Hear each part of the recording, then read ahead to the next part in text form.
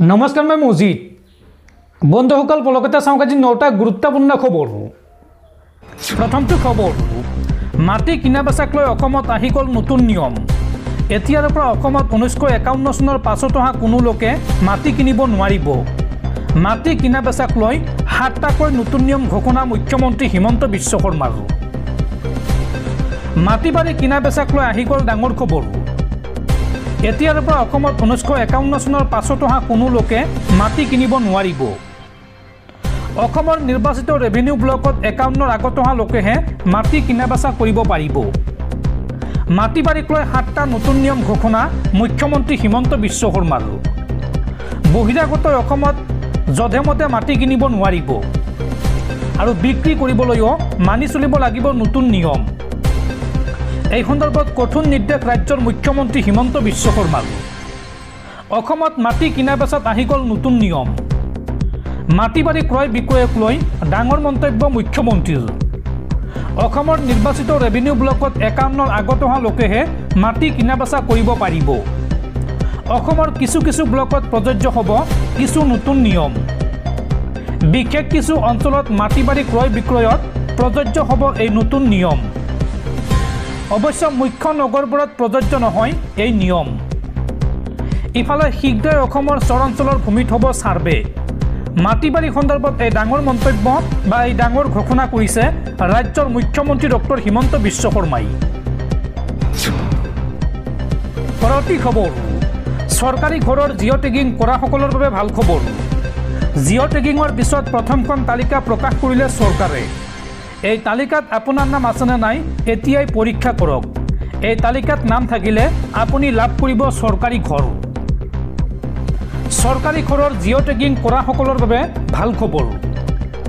চৰকাৰে প্ৰকাশ কৰিলে তালিকা। জিঅ' টেগিঙৰ পিছত প্ৰথমখন তালিকা প্ৰকাশ কৰিলে চৰকাৰে। এই তালিকাত নাম থকাসকল হ'ব পাৰে হিতাধিকাৰী। কেনেকৈ চাব এই তালিকাত আপোনাৰ নাম চাওঁ আহক। প্ৰধানমন্ত্ৰী আৱাস যোজনাৰ ৱেবছাইটত গৈ চাব পাৰিব আপুনি নিজৰ নাম। প্ৰথমতে আপোনালোকে PMAYGৰ ৱেবছাইট ভিজিট কৰিব আৰু তাৰ পিছত PMAYGৰ তালিকাত গৈ আপুনি বাছনি কৰিব ৰাজ্য, জিলা আৰু গাঁও আৰু তাতে চাব পাৰিব এই তালিকাত আপোনাৰ নাম আছেনে নাই। এই তালিকাত নাম থাকিলে ইয়াৰ পিছত ব্লক আৰু জিলা পৰ্যায়ত নিৰীক্ষণ কৰা হ'ব আবেদন আৰু তাৰ পিছতে আপুনি লাভ কৰিব চৰকাৰী ঘৰ। পৰৱৰ্তী খবৰ এইবাৰ নতুন প্ৰক্ৰিয়াৰে নিৰ্বাচিত কৰা হ'ব গাঁও পঞ্চায়তৰ সভাপতি আৰু আঞ্চলিক পঞ্চায়তৰ সভাপতিক। 21 জুনৰ পৰা 10 জুলাইৰ ভিতৰত গ্ৰহণ কৰিব শপত। এই সন্দৰ্ভত বৃহৎ ঘোষণা চৰকাৰৰ। এইবাৰ নতুন প্ৰক্ৰিয়াৰে নিৰ্বাচিত কৰা হ'ব গাঁও পঞ্চায়তৰ সভাপতি আৰু আঞ্চলিক পঞ্চায়তৰ সভাপতিক। কেনেকৈ নিৰ্বাচন কৰা হ'ব আঞ্চলিক আৰু জিলা পৰিষদৰ সভাপতি সম্পাদক চাওঁ আহক। 21 জুনৰ পৰা 10 জুলাইৰ ভিতৰত জিলা আয়ুক্তসকলে নটিফিকেশ্যন জাৰি কৰিব। গাঁও পঞ্চায়তৰ জিলা সভাপতি আৰু উপ সভাপতিৰ কাৰণে জাৰি কৰিব নটিফিকেশ্যন। 21 জুনৰ পৰা 10 জুলাইৰ ভিতৰত গাঁও পঞ্চায়তৰ সভাপতি আৰু উপ সভাপতিৰ বাবে নিৰ্বাচন অনুষ্ঠিত হ'ব আৰু 21 জুলাইৰ পৰা 30 জুলাইৰ ভিতৰত নিৰ্বাচিত কৰা হ'ব জিলা পৰিষদৰ সভাপতি সম্পাদক। 11 জুলাইৰ পৰা 20 জুলাইৰ ভিতৰত নিৰ্বাচন কৰা হ'ব আঞ্চলিক পঞ্চায়তৰ সভাপতি সম্পাদক আৰু নিৰ্ধাৰিত দিনতে শপত গ্ৰহণৰ লগতে গঠন কৰা হ'ব আঞ্চলিক পঞ্চায়ত। নতুন প্ৰক্ৰিয়াৰে এইদৰে নিৰ্বাচিত হ'ব এইবাৰৰ পঞ্চায়তৰ সভাপতি সম্পাদক আৰু প্ৰতিখন গাঁও পঞ্চায়তৰ সদস্যই জিলা আয়ুক্তৰ উপস্থিতিত প্ৰত্যক্ষভাৱে নিৰ্বাচিত কৰিব সভাপতিসকলক। দৰ্শকসকল আৰু বহুতো গুৰুত্বপূৰ্ণ খবৰ আছে।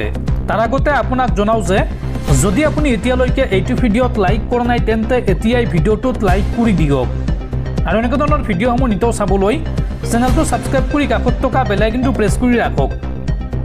পৰৱৰ্তী খবৰ ভাৰতীয় সেনাক পুনৰ অপমান বিজেপিৰ উপ মুখ্যমন্ত্ৰীৰ। বিজেপিৰ মন্ত্ৰীৰ পিছত এইবাৰ ভাৰতীয় সেনাক লৈ বিতৰ্কিত মন্তব্য বিজেপিৰ উপ মুখ্যমন্ত্ৰীৰ।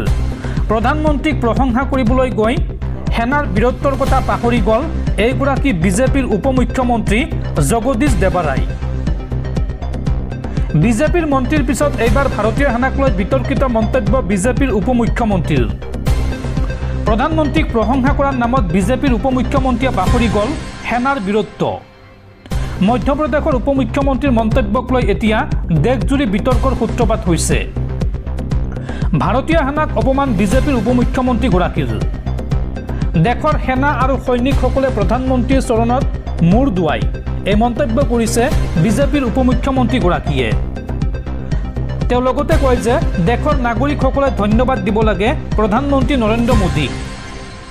মধ্যপ্ৰদেশৰ উপ মুখ্যমন্ত্ৰী জগদীশ দেৱাৰাৰ এই বিতৰ্কিত মন্তব্য আৰু এই মন্তব্যৰ পিছতে এতিয়া দেশজুৰি বিতৰ্কৰ সূত্ৰপাত হৈছে। পৰৱৰ্তী খবৰ, ৰাজ্যৰ লাখ লাখ স্নাতক উত্তীৰ্ণ শিক্ষাৰ্থীক লৈ মুখ্যমন্ত্ৰী হিমন্ত বিশ্ব শৰ্মাৰ বৃহৎ ঘোষণা। 1 অক্টোবৰৰ পৰা স্নাতক ছাত্ৰ ছাত্ৰীয়ে লাভ কৰিব প্ৰতিমাহে 2500 টকাকৈ। জীৱন প্ৰেৰণা আঁচনিৰ জৰিয়তে শিক্ষাৰ্থীসকলক দিয়া হ'ব এই ধন।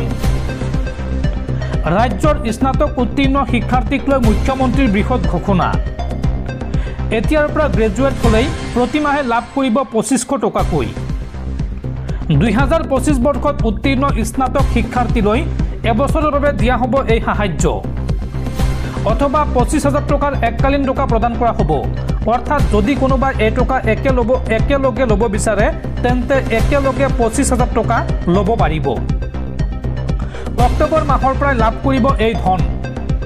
আপুনি সাজু কৰক নথিপত্ৰ। জীৱন প্ৰেৰণা আঁচনিৰ জৰিয়তে শিক্ষাৰ্থীসকলক দিয়া হ'ব এই ধন আৰু চৰকাৰৰ 25 কোটি টকা খৰচ হ'ব এই জীৱন প্ৰেৰণা আঁচনিৰ নামত। পৰৱৰ্তী খবৰ, 2026 বিধানসভা নিৰ্বাচনত কিংমেকাৰ হ'ব ৰাইজৰ দল। পঞ্চায়তত আসন লাভ কৰিলেও 2026 বিধানসভা নিৰ্বাচনত সম্ভৱ নহয় বিজেপিৰ জয়। 2026 বিধানসভা নিৰ্বাচনত ধূলিসাৎ হ'ব বিজেপি। এই মন্তব্য বিধায়ক অখিল গগৈৰ। পৰৱৰ্তী খবৰ, অসমৰ জনপ্ৰিয় কণ্ঠশিল্পী গায়ত্ৰী হাজৰিকাৰ মৃত্যু। শুকুৰবাৰে বিয়লি 2:20 গুৱাহাটীৰ এখন ব্যক্তিগত হাস্পাতালত চিকিৎসাধীন অৱস্থাত মৃত্যু হয় শিল্পীগৰাকীৰ। প্ৰায় এবছৰে দুৰাৰোগ্য কৰ্কট ৰোগত আক্ৰান্ত হৈ আছিল শিল্পীগৰাকী আৰু মৃত্যুৰ সময়ত তেওঁৰ বয়স হৈছিল মাত্ৰ 45 বছৰ। আৰু শিল্পীগৰাকীৰ মৃত্যুত এতিয়া শোকস্তব্ধ হৈ পৰিছে ৰাজ্যৰ সংগীত জগত। পৰৱৰ্তী খবৰ, অহা 8 ছেপ্টেম্বৰত অসমলৈ আহিব প্ৰধানমন্ত্ৰী নৰেন্দ্ৰ মোদী। সুধাকণ্ঠ ডক্টৰ ভূপেন হাজৰিকাৰ জন্ম শতবাৰ্ষিকীৰ বাবে অসমলৈ আহিব প্ৰধানমন্ত্ৰীগৰাকী আৰু এই তথ্য সদৰি কৰিছে ৰাজ্য চৰকাৰে। পৰৱৰ্তী খবৰ, শীঘ্ৰেই সলনি হ'ব অসম প্ৰদেশ কংগ্ৰেছ কমিটিৰ সভাপতি। পঞ্চায়ত নিৰ্বাচনৰ ব্যৰ্থতাৰ পিছতেই AICCয়ে ল'ব সিদ্ধান্ত। পঞ্চায়ত নিৰ্বাচনৰ ফলাফলৰ বাবে APCCক লৈ অসন্তুষ্ট AICC, যাৰ পৰিপ্ৰেক্ষিতত নতুন দিল্লীলৈ তলব কৰিছে APCCৰ নেতৃত্বক। আৰু নতুন দিল্লীত APCCৰ নেতাৰ সৈতে বৈঠক কংগ্ৰেছৰ ৰাষ্ট্ৰীয় অধ্যক্ষ মল্লিকাৰ্জুন খাৰ্গে আৰু জ্যেষ্ঠ কংগ্ৰেছ নেতা ৰাহুল গান্ধীৰ। আৰু APCCৰ সভাপতি হিচাপে চৰ্চাত আছে গৌৰৱ গগৈ আৰু প্ৰদ্যুৎ বৰদলৈৰ নাম। পৰৱৰ্তী খবৰ, ৰাজ্যৰ লাখ লাখ ৰেচন কাৰ্ডৰ গৰাকীলৈ জৰুৰী খবৰ। ৰেচন কাৰ্ডত আপোনাৰ পৰিয়ালৰ কোনো সদস্যৰ নাম অন্তৰ্ভুক্ত হোৱা নাই নেকি? যদি হোৱা নাই তেন্তে আপোনালোকে এতিয়া নতুন সদস্যৰ নাম অন্তৰ্ভুক্ত কৰিব পাৰিব। মে মাহতে শীঘ্ৰেই কৰি লওক এই 4টা কাম। চলি আছে আবেদন প্ৰক্ৰিয়া। কিদৰে অন্তৰ্ভুক্ত কৰিব নতুন সদস্যৰ নাম চাওঁ আহক। ৰেচন কাৰ্ডৰ লাখ লাখ হিতাধিকাৰীৰ বাবে নতুনকৈ আহি গ'ল ডাঙৰ খবৰ। ৰেচন কাৰ্ডত আপোনাৰ কোনো পৰিয়ালৰ কোনো সদস্যৰ নাম অন্তৰ্ভুক্ত হোৱা নাই নেকি? যদি হোৱা নাই তেন্তে নতুন নাম অন্তৰ্ভুক্ত কৰিব পাৰিব। কিন্তু কিদৰে অন্তৰ্ভুক্ত কৰিব নতুন সদস্যৰ নাম চাওঁ আহক। আপোনাৰ পৰিয়ালৰ কোনো সদস্যৰ নাম অন্তৰ্ভুক্ত হোৱা নাই নেকি? যদি হোৱা নাই শীঘ্ৰেই এই প্ৰক্ৰিয়াৰে কৰি লওক। পৰিয়ালৰ প্ৰতিগৰাকী সদস্যই লাভ কৰিব বিনামূলীয়া ৰেচন। নাম নথকা সদস্যৰ নাম অন্তৰ্ভুক্ত কৰিব পাৰিব আপুনি ৰেচন কাৰ্ডত। আৰু ইয়াৰ বাবে ৰেচন দোকানীৰ সৈতে আপুনি প্ৰথমতে যোগাযোগ কৰিব লাগিব। ৰেচন দোকানীৰ জৰিয়তে এই কাম কৰিব পাৰিব। নতুন সদস্যৰ সকলো তথ্য পাতি যোগান ধৰিব লাগিব বিভাগীয় কৰ্তৃপক্ষক। অৰ্থাৎ ৰেচন কাৰ্ডৰ দোকানীক আপুনি দিব লাগিব। নতুন সদস্যৰ বাবে আধাৰ কাৰ্ড, পেন কাৰ্ড আৰু ভোটাৰ কাৰ্ড থকাটো বাধ্যতামূলক। এই তিনিবিধ নথি লাগিবই নতুন সদস্যৰ ক্ষেত্ৰত। আৰু লগতে অফলাইনৰ সমান্তৰালভাৱে আপোনালোকে অনলাইন যোগে কৰিব পাৰিব এই আবেদন প্ৰক্ৰিয়া। নতুন সদস্যৰ সকলো তথ্য গাঁও পঞ্চায়তৰ জৰিয়তে প্ৰত্যায়িত হোৱাৰ পিছতেই অন্তৰ্ভুক্ত হ'ব ৰেচন কাৰ্ডত নাম। আৰু KYC কৰাৰ সময়তো আপোনালোকে কৰিব পাৰিব এই কাম। আৰু যদি কোনো লোকৰ মৃত্যু হৈছে তেনেহ'লে কৰ্তনো কৰিব পাৰিব নাম, অৰ্থাৎ নাম অন্তৰ্ভুক্ত আৰু কৰ্তন একেলগে আপোনালোকে কৰিব পাৰিব। নতুন সদস্য অন্তৰ্ভুক্তি আৰু কৰ্তনৰ কাম আপোনালোকে একেলগে কৰিব পাৰিব। আৰু আবেদন প্ৰক্ৰিয়া সম্পূৰ্ণ হোৱাৰ পিছত নতুন সদস্য লাভ কৰিব 5 কিলোকৈ চাউল।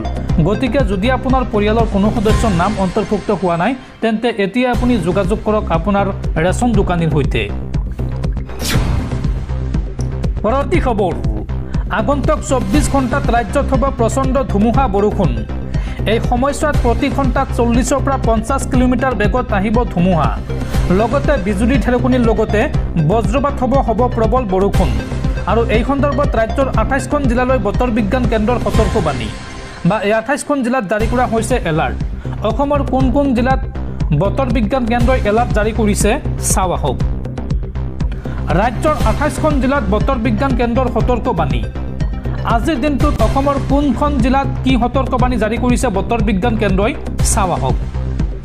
বতৰ বিজ্ঞান কেন্দ্ৰ গুৱাহাটীৰ সতৰ্কবাণী অনুসৰি আজিৰ দিনটোত ৰাজ্যৰ কেইবাখনো জিলাত বিজুলী ঢেৰেকনিৰ লগতে 40ৰ পৰা 50 কিলোমিটাৰ প্ৰতি ঘণ্টাত 40ৰ পৰা 50 কিলোমিটাৰ গতিবেগত বতাহ বলাৰ সম্ভাৱনা আছে।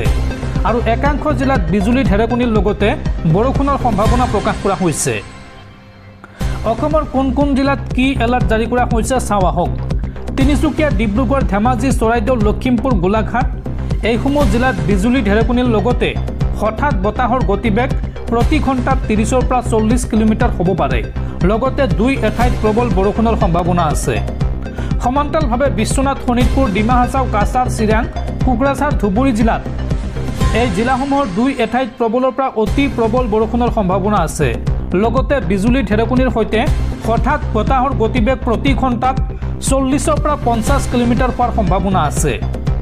লগতে কাৰ্বি আংলং, হোজাই, নগাঁও, পশ্চিম কাৰ্বি আংলং, নগাঁও, দৰং, কামৰূপ মেট্ৰ', কামৰূপ, নলবাৰী, বৰপেটা, বজালী, বঙাইগাঁও, হাইলাকান্দি, শ্ৰীভূমি আৰু দক্ষিণ চালমাৰা জিলাত বিজুলী ঢেৰেকনিৰ লগতে হঠাৎ বতাহৰ গতিবেগ প্ৰতি ঘণ্টাত 30ৰ পৰা 40 কিলোমিটাৰ হ'ব পাৰে। লগতে এই জিলাসমূহৰ একাংশ ঠায়ে ঠায়ে প্ৰবল বৰষুণৰ সম্ভাৱনা আছে। আৰু 2-এখন জিলাত বজ্ৰপাতৰ সম্ভাৱনা প্ৰকাশ কৰিছে। লগতে 2-এখন জিলাত বজ্ৰপাতৰ সম্ভাৱনাৰ কথা প্ৰকাশ কৰিছে বতৰ বিজ্ঞান কেন্দ্ৰই।